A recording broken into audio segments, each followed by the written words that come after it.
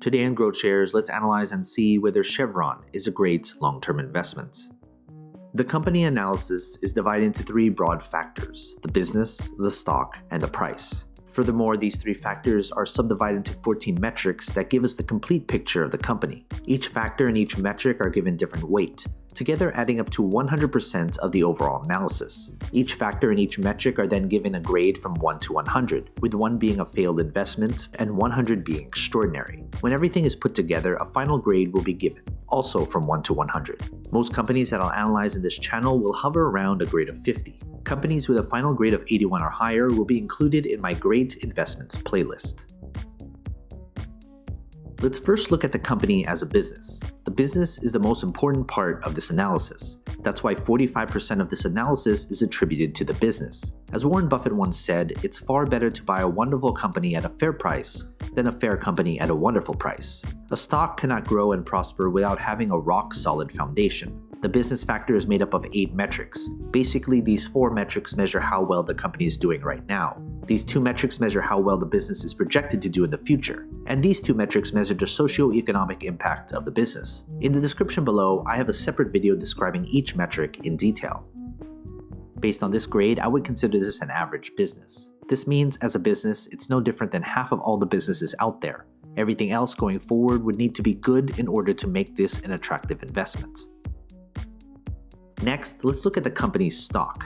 We can't easily invest in something unless there's shares available to buy and sell. That's why 35% of this analysis is attributed to the stock. If the business is the foundation of a company, the stock is a reflection of that foundation. Does the market reflect how good or bad the business has done?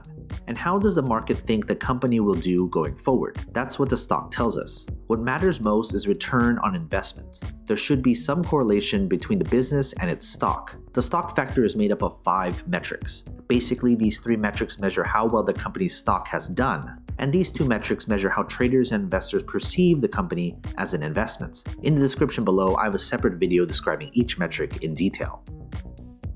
Based on this grade, I would consider this an above-average stock. Combine that with an average or better business, this should be a company on your watch list to see if further improvement can be made.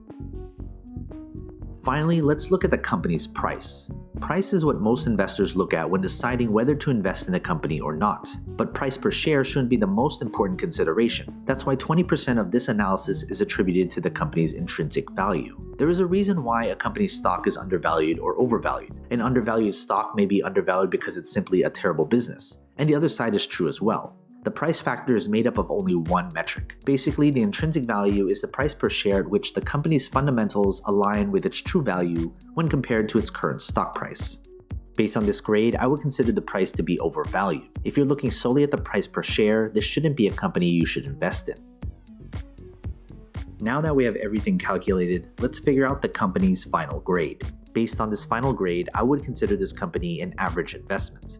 If you're a long-term investor, you'll get average returns if you invest in this company right now.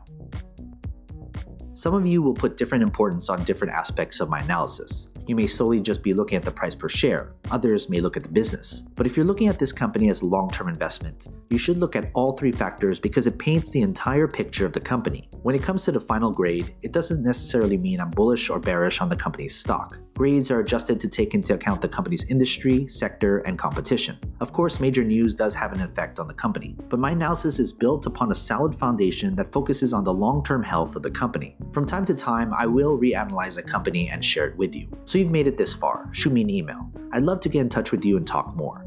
What company should I analyze next? And do you agree with this company's final grade? If you want me to analyze more companies, hit that like button, subscribe to my channel, and share this video with other investors. And as always, take care of your money.